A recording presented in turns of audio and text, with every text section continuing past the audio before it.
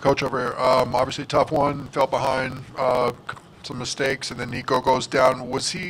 Did he suffer another concussion, or what happened with Nico tonight? Not completely sure. He was talking when we went out there, but when he came out, he went in the tent, then came into the locker room. So we'll get an update as we go, but that's all I really know is that he was out, and we'll see what we get once we get to more stuff throughout the week. Tough first half, lost a couple of fumbles. They made some good defensive plays, but clearly some things that kind of piled up on you, right? Yeah, we just couldn't stop the bleeding, you know. We couldn't really move it, and then they just kept making plays, and turnovers are always going to kill you. So we got to find a way to fix that as we get into next week. Hey, Coach, sorry. Yes, sorry. This is Charlotte. I don't know if you heard at the end of the game, the crowd was still chanting for you guys and cheering for you, but then there was also mixed in with some mixed emotions. Can you talk about just how you felt leaving after the game, what that meant to you to still see the fans that stayed around and still cheered you guys on? Definitely. Always much love for the fans that stayed throughout the all four quarters. Even our Bruin walk, there's a lot of people out there supporting us and things, so that felt good. The guys kept playing to the end. Always appreciate the people behind us, and we'll just keep on fighting. I mean, we fought tonight. Score wasn't our way, but we kept fighting, so we'll need to do that next week also. Skip, right over here in front of you. The way your defense, fought through that first half, even with all the miscues, I think they really only give up 2 field goals, and then some bad field position kind of put them in a tough situation. What would you think about the way the defense played to try to keep you guys in it early? Yeah, we were definitely fighting out there. We knew we had to contain the quarterback. I thought we did a pretty good job of that in the beginning of the game. As it kept going, it kept wearing down on us. There was a little bit of bleeding out there happening, but the guys kept playing, man. I liked our plan. I liked the way we attacked them. I think we made them think a little bit over there. It's just we were out there on the field too much, and it just, as time kept going, it just started wearing us, and then the score got out of hand. Coach, right here. Can you take us through the fake field goal attempt and what you were seeing on the play and what went wrong? Yeah, it's probably too complicated, to be honest with you. They were in a block look, and then they stemmed out of it, and the communication on our end got all jacked up when they stemmed out of it. So I'll take the heat for it. It's probably a little too complicated. It was too much communication, and we miscommunicated, and that's what happened.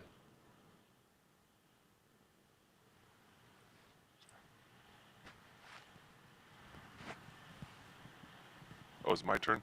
Oh, I thought someone over there was going to ask.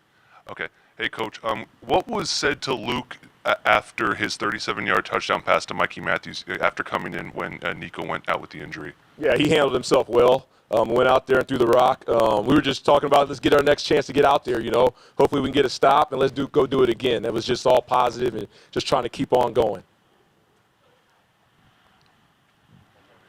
Hey, Coach. Obviously, still a lot to sort through, but what does this place mean, the Rose Bowl, to UCLA football and just the fabric of this program?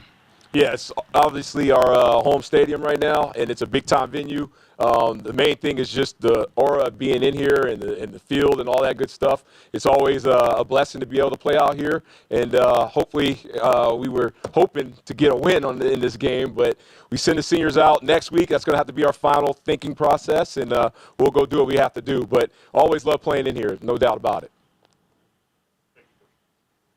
That's it. Thank you.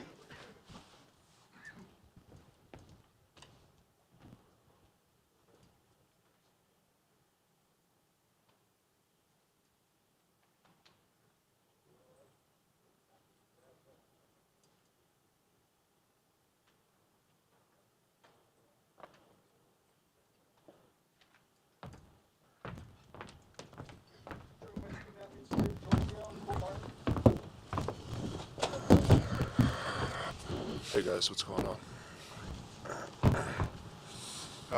Over here, guys. Well, obviously they kind of built a lead and things kind of snowballed. How tough was it out there with, them getting up and a couple fumbles and kind of an uphill battle the whole way? How hard was it, just the way things were developing for you guys? I mean, we're just focusing on the next possible thing that we could. Things like that happen in football, and we could just put our foot forward and go out the next drive, not let those things happen, no STPs again, and just try to drive the ball down better and not turn that over. Garrett, right here. Watching you walk off the field, your last game at the Rose Bowl. Of course, there's other situations go at the Rose Bowl right now, but for you, what does that moment feel like for you walking off the field here? It's unreal. I mean, win or loss, these last 5 years for me have been amazing. I'm super grateful to be at this university and to be able to play in the historic Rose Bowl. Definitely a high emotional game just afterwards too. I had a lot of family out here, so it was good having people out and supporting me for the last game. Yeah. Garrett, over here again. Nico comes back. He's obviously a really gritty guy. Comes back, fights, and has to go out again. How hard was it to see him, go out again after he did so much to come back? It's unfortunate to see him go down again, and I hope nothing best for his health and he recovers fast. But it's honestly part of the sport we play. We're forced to face those injuries, and all we can do is try to get back as fast as possible. And I know that's what he's going to do, is prioritize his health and get back to the sport he loves. Hi, you guys. This is for both of you. Can you talk about how important was it when the touchdown, either by Duncan to Matthews, or was it Nico going down that gave you guys the motivation to pick things up and get more intense in the game? I mean, it was huge. Anytime you can create some momentum is good. We played our butts off whole game, and that play sparked us for sure. I think I feel like we're a gritty team, and we're not going to give up even when the odds are faced against us. We're going to play all 4 quarters no matter what happens, and I think that those momentum swings, they just made us want to play a little bit harder. For either of you, after the Penn State game and the 3-game win streak you guys had, there's a lot of energy, excitement, and sort of hype around the team. How have things in the locker room felt different, and kind of in what way? Really, the biggest thing for us is the standard. Going out every day and putting our heads down and going to work. As Garrett said, it's an expectation to lay down and give up, but that's not the type of team we are. We're a team that's going to keep on fighting no matter what's happening.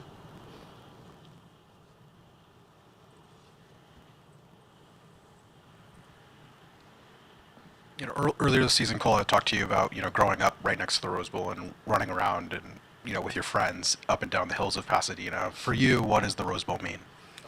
Rose Bowl is everything to me. Born and raised in Pasadena, California.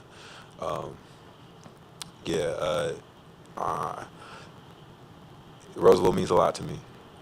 It makes me emotional thinking about it. But yeah, it's everything to me for sure. Time for 2 more questions. What kind of leader have you guys seen Nico been to Luke in the last kind of few weeks, during the games, during practice? Honestly, I'll just say Nico's been there for Luke. Obviously, stepping in at Ohio State is not an easy task for a second-string quarterback, and I think he was just in his corner, supporting him as he could, and just trying to lift him up. I'm not sure throughout the week what he was doing for Luke, because I'm not in that room, but I know Nico was super supportive and only wanted him to perform at the best he could. I'll be there. Thanks, guys. Thank you, guys. Thank you for the 5 years.